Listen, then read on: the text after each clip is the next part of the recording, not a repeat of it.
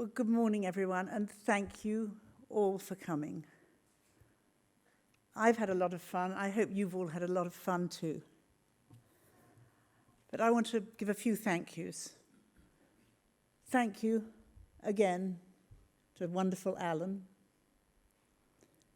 I hope you're going to be at every conference in the future, and I hope you're going to be around a great deal. I know I'm going to be constantly nagging you at the archives for help and assistance, but we do still want you in the Churchill Centre family. I want to thank Derek, who's been magnificent at chairing our committee and chairing this conference. Andy, who's done so much, Robert, Warren, Scott, and Justin, who's been doing it from the other side of the Atlantic. I want to thank particularly Dorothy, Judith, and Mary for manning the registration desk.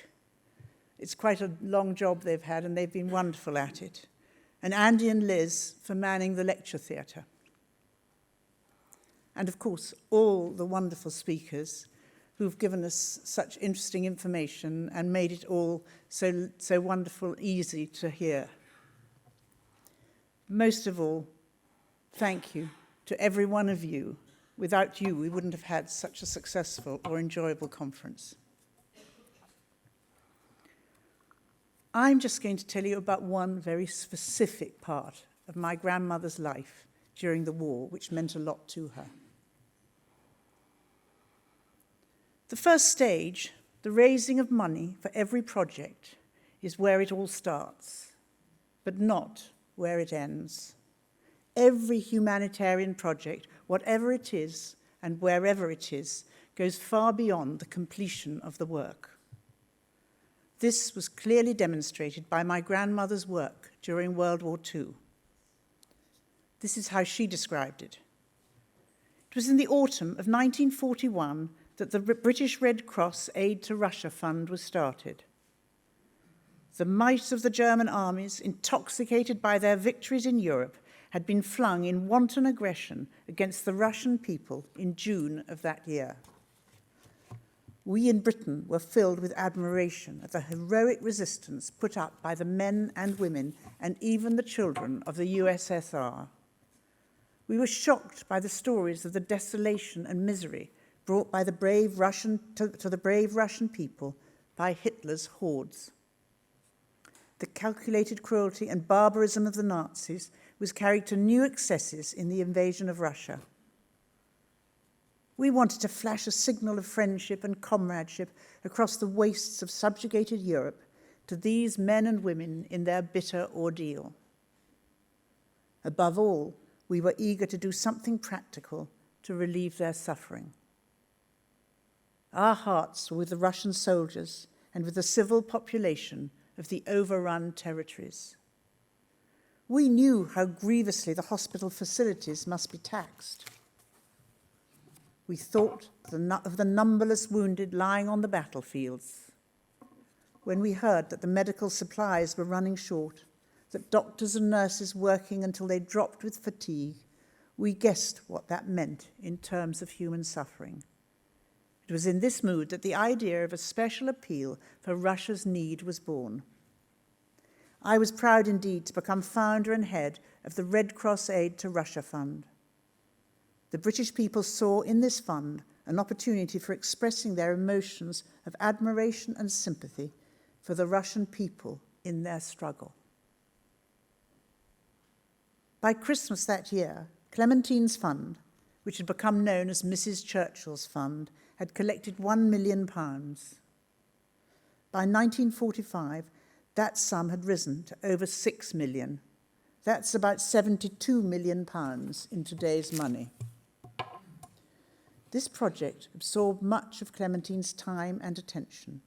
And in 1945, shortly before the end of the conflict, she was invited by the Red Cross to visit the Soviet Union to see for herself the results of the work.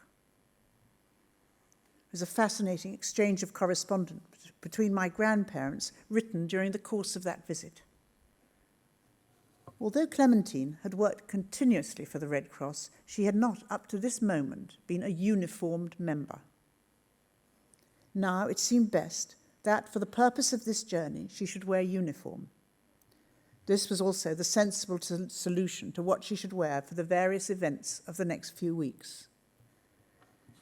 She was granted the rank of a Vice President of the County of London branch, British Red Cross, and ordered her uniform. On the 11th of March, she wrote to her youngest daughter, Mary, who had offered advice on the rival merits of attached or separate collars.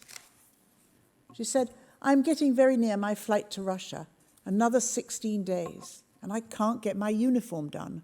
I expect everything will be ready at the last minute." And she always liked everything to be perfect. On the 20th, she wrote, "My uniform does not fit, and it makes me look like an elephant." It's 3 days later, she reported triumphantly, "My uniform will really fit, and I've got a battle top and a Monty beret." She was accompanied by her private secretary, Grace Hamlin, and by Mabel Johnson, the secretary to the Aid to Russia Fund.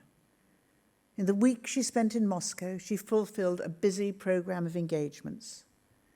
There was a meeting of the Presidium of the Executive Committee of the Soviet Red Cross, where she was awarded the Distinguished Red Cross Service Badge. The highlight of her week in the capital was a meeting with Marshal Stalin in the Kremlin. She gave him a gold fountain pen, a present from the Prime Minister. "My husband," she said, "wishes me to express the hope that you will write him many friendly messages with it." Stalin thanked her and said, "I only write in pencil." I suppose then he couldn't be held to it, he could rub it out. On the 8th of April, Clementine boarded the special train provided for her by the Soviet government and began a month-long journey around the country. That evening, she received the news that President Roosevelt had died. On the 10th, she visited St. Petersburg, which she described in a letter to her husband as the most beautiful city I've ever seen. In another letter a week later, she wrote, "The people of Kislovodsk are rebuilding their city with the same spirit of determination with which they fought the Germans. The audience at the theatre were rapturous in their welcome and threw bunches of violets from the gallery. This morning we visited sanatoriums full of severely wounded Red soldiers. The whole town turns out to greet us every time we go out." Churchill replied, "I'm delighted to learn of all the kindness that has been shown to you by the Russian people. In this friendship of our two peoples, the greatest hope for the world resides." What had started as a humanitarian effort had become a diplomatic mission. From there, my grandmother went on to Rostov-on-Don, to Sevastopol, to Simferopol, and it was from that city that she wrote on the 28th of April, "I have just heard the glorious news of the meeting of the Red Army with the Allies. It seems that the end is near. I long to be with you, my darling, during these tremendous days and think of you constantly." Churchill replied that he missed her too and urged her to return to England as soon as she felt able to do so. Almost in passing, he told her the momentous news of the deaths of both Hitler and Mussolini. "Both our great enemies are dead," he said. No one can imagine what it must have been for Clementine to be there, so far away, when the whole climax of the war had arrived, and there her beloved Winston was going to be able to see the triumph of all his works. But there she was. No one could have realized that this was all going to happen so quickly. On the 7th of May, Clementine was honored by Marshal Stalin and the Soviet government with the Order of the Red Banner of Labour, and Mabel Johnson also received a medal. Clementine was given a magnificent diamond ring and a sable coat by Madame Molotov. However wonderful these presents were, nothing could have compensated for being away from Winston at this incredible moment. The end of the war in Europe had caught them all unawares. The following day, the 8th of May, was one of the most important in the history of the modern world, the victory of the Allies in Europe. After 6 long years of blood, toil, tears, and sweat, Winston Churchill found himself standing on the balcony of Buckingham Palace with the King and Queen acknowledging the cheers of the crowd. he would have dearly loved to have his Clemmy at his side. In the streets below, there were many thousands of ecstatic men, women, and children who had gathered to thank him for freeing them from the tyranny of Nazism that had so nearly overwhelmed them. My grandmother, still in Moscow, was determined to complete the planned tour, but frustrated to be separated from her husband in his day of triumph. All she could do was to tell Churchill how much she longed to be with him. All my thoughts are with you on your supreme day. The next day, the 9th of May, Victory Day in Russia, Clementine broadcast on Moscow radio. Before boarding her plane back to London on the 11th of May, she wrote to Marshal Stalin, "Dear Marshal Stalin, I'm leaving your great country after a wonderful and unforgettable visit. I have seen with sorrow some of the ravages caused by a wicked and ruthless enemy, and observed the dignity, courage, and patience of your people. I've enjoyed the most warm-hearted hospitality, and everywhere I've been welcomed with the greatest kindness and enthusiasm. My happiness has been crowned by being received by you and by the decoration you have bestowed upon me. I know of the international difficulties which have not yet been surmounted, but I also know of my husband's resolve and confidence that a complete understanding between the English-speaking world and the Soviet Union will be achieved and maintained, as this is the only hope of the world." Those words were written nearly 70 years ago, and I believe that they are as relevant today as they were at that time. This all confirms that fundraising can go way beyond the original idea, and the Red Cross continues to be a beacon of hope all over the world.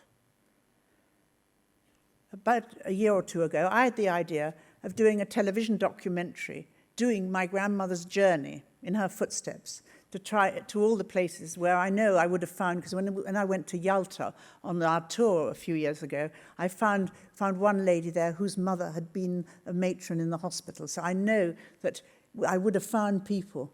And at that time, things were okay between us and Russia. But the Russians got very excited, and then suddenly diplomatic relations got less good, and so now they've gone cold on the idea. So this is my Cold War has started. In addition to being Winston Churchill's wife, which was in itself a full-time job, it is clear that Clementine needed this project that was uniquely hers. During the war, her work with the Red Cross was to some extent what painting was to Winston in the 30s, a complete diversion from everything else that was going on around her. People often say, and I say it too, without Winston Churchill, the world would be a very different place. But without Clementine's support and love, we might not have had Winston Churchill leading our country in its finest hour. Thank you.